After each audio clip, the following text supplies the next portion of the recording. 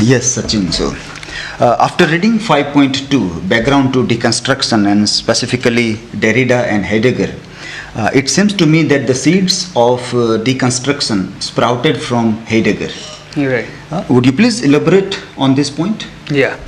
Yeah. So Heidegger, along with Freud and Nietzsche, are three important thinkers which Derrida acknowledges in his very famous essay Structure, Sign and Play, as the ideas in these philosophers are in many ways continued by Derrida.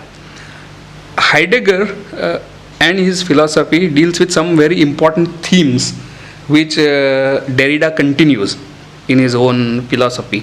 One of the theme is question of deconstruction, right? The term destruction in German is translated as deconstruction into French. So that is a direct connection between Heidegger and Derrida. So we will have to look at Heidegger's philosophy a bit. Heidegger pointed out that the Western tradition of philosophy avoided or repressed or neglected the question of being of beings. Now this is again very abstract. By beings he implies entities like this mic or table or person. But Western philosophy refused to look at the mode of their existence, mode of their being, the way these things are. So it avoids question of beings. And so Heidegger wants to destroy or dismantle entire tradition of Western philosophy by pursuing the question of beings. And so in his very famous book called Being and Time, he says that he has taken up a project of transforming the way Westerners think. Right? So it's not just philosophy that he is trying to transform, but he is trying to transform the way Western people think. Right? So that's a very ambitious project which Heidegger has taken up. And Derrida in many ways continues this project of deconstruction or dismantling and transforming of Western philosophy. So that's one direct connection. So other very important question is the theme of language. And Heidegger points out in his later works that it is language which speaks, not man. So meaning is a product of language. And so what happens is man is decentered from language.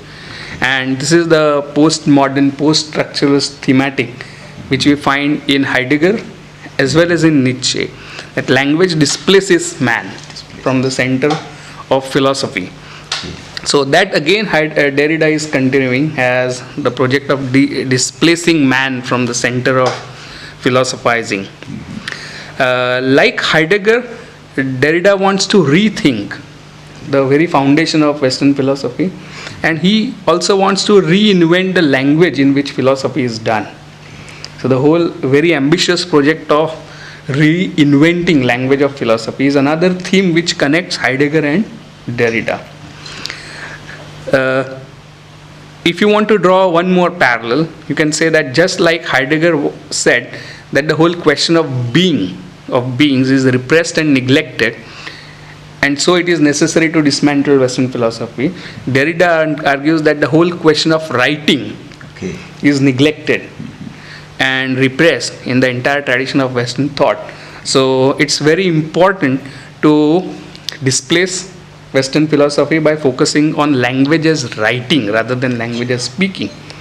So what happens here is Derrida is also critiquing Heidegger by saying that you are also looking at language as speech rather than as writing.